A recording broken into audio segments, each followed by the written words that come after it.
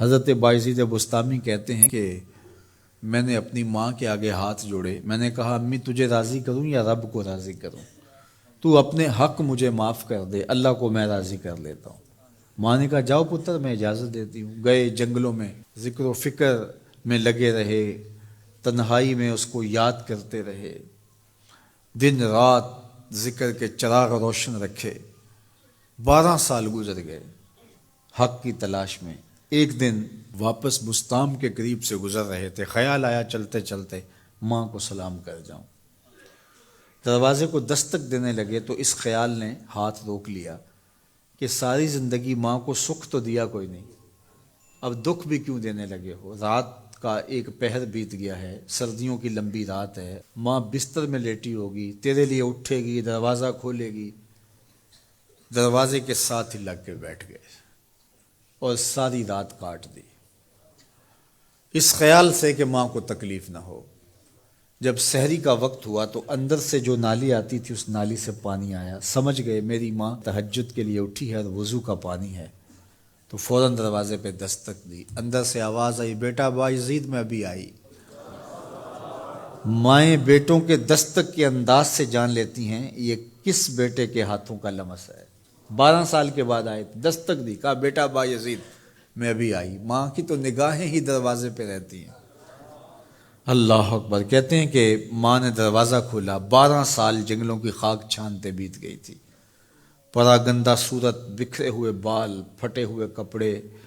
میری ماں کی جب نگاہ میرے پہ پڑی تو اس کی چشمان سے موٹے موٹے آنسو ٹپکنے لگے، اور اس نے ایسے ہاتھ پھیلا کے کہا مالک میرا بیٹا بایزید تیری طلب میں نکلا تھا، تو نے ابھی تک اسے اپنا قرب نہیں دیا۔ حضرت بایزید بستامی کہتے ہیں 12 سال کی ریاستوں سے جو کچھ نہیں ملا تھا ماں کے اٹھے ہوئے ہاتھوں سے مل گیا۔ میں نے کہا مالک میں تجھے کہاں ڈھونڈ رہا ہوں، تو کہاں موجود ہے؟ تو ماں باپ کی رضا اللہ کی رضا کا دروازہ کھولتی ہے۔ جن لوگوں کے ماں باپ ناراض ہیں اور وہ جا کے پیر صاحب کی خدمت کرتے ہیں، اور میاں ماں کے قدم چومو، باپ کی ٹانگیں دباؤ، ان کی خدمت کرو، تمہارے پہلے مرشد وہ ہیں، ان کو راضی کرو، پھر کسی شیخ کامل کی صحبت میں آنا، دیکھو کیسے دل کی بند کھڑکیاں کھلتی ہیں۔ ایک مرشد تو ناراض کر رہا ہے اور دوسرے مرشد سے تمہیں کیا ملے گا؟ تو راستہ یہیں سے کھلے گا۔ والدین کو کبھی ناراض نہ کرو، والدین کو کبھی دکھ نہ دو، والدین کو کبھی تکلیف نہ پہنچاؤ، اور والدین کو بھی چاہیے کہ اپنی اولاد کو اپنا نافرمان نہ بنائے۔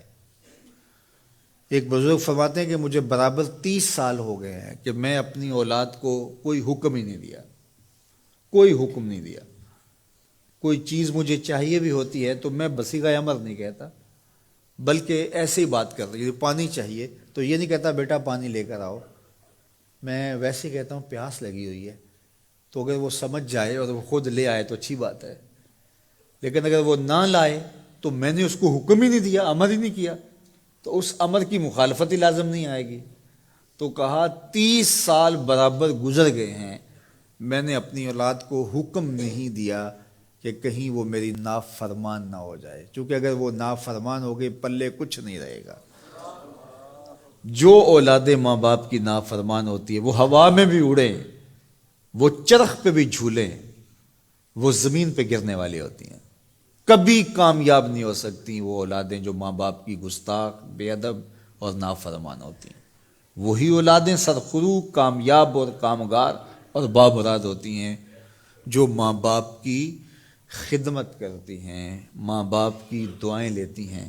وہ ایک بچہ ماں باپ کے پاؤں دبا رہا تھا، تو ایک بچہ ایک بر اعظم میں، دوسرا دوسرے بر اعظم میں، تیسرا تیسرے بر اعظم میں بڑے بڑے کاروبار کر رہا تھا۔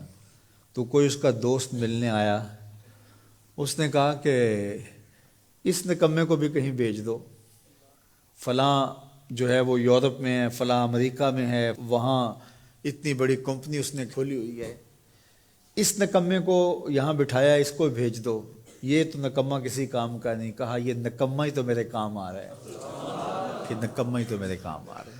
تو اولاد خوش نصیب ہے کہ اپنے ماں باپ کی خدمت کرے، اور ان کے ساتھ حسن سلوک کرے۔